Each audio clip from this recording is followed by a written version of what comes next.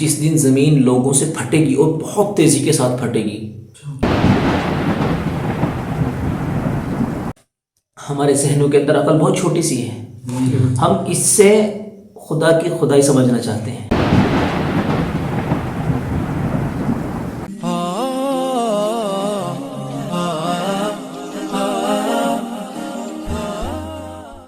مفتی صاحب ایک بات بتائیں، میرے ذہن میں یہ سوال آتا ہے، حالانکہ اللہ پر بھروسہ ہے، پورا یقین ہے، لیکن پھر بھی اب تسلی دینے کے لیے آپ مجھے بتائیں ذرا کہ اگر ہمارے دیش میں کہیں ہنگامہ ہو جائے کسی بھی بات کو لے کر، تو وہاں پر لوگ باغ جب ورودھ کرنے لگے کسی بات کو لے کر، تو کبھی کبھی ایسا ہوتا ہے کہ پولیس ان لوگوں کو کنٹرول نہیں کر پاتی۔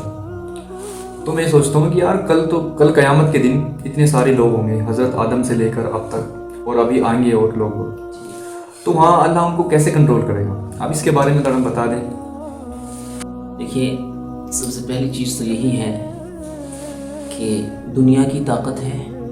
ایک اللہ کی طاقت ہے، ان دو طاقتوں میں بہت ڈفرینٹ ہے اور یہ بہت مختلف ہیں۔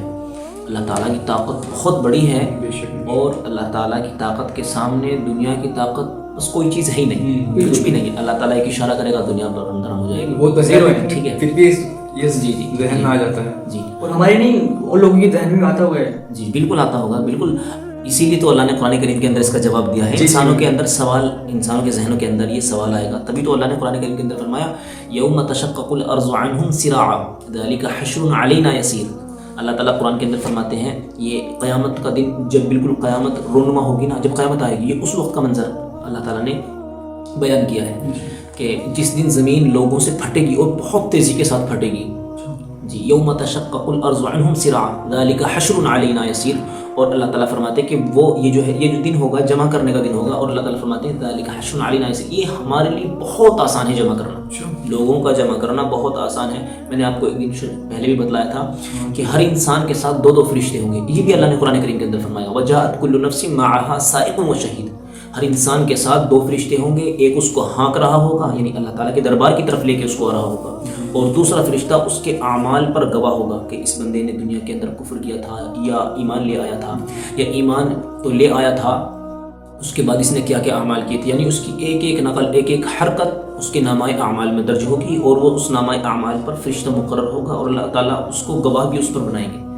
تو کسی انسان کی کیا مجال ہے، اور اللہ تعالیٰ نے تو کہہ دیا کہ ہمارے لیے بہت آسان ہے، لیکن اس کے باوجود اللہ نے ہر انسان کے ساتھ دو فرشتے مقرر کیے، اور وہ دو فرشتے بعد مفسرین نے لکھا ہے کہ یہی ہیں کرامن کاتبین ہوں گے اس کے ساتھ۔ تو اب آپ اندازہ لگا لیں، خود ہی سوچ لیں، اصل میں یہ ہے ہمارے ذہنوں کے اندر عقل بہت چھوٹی سی ہے، ہم اس سے خدا کی خدائی سمجھنا چاہتے ہیں، بالکل ناممکن ہے۔ ہم دیوار کے پیچھے کیا ہو رہا ہے ہم اسے نہیں دیکھ سکتے،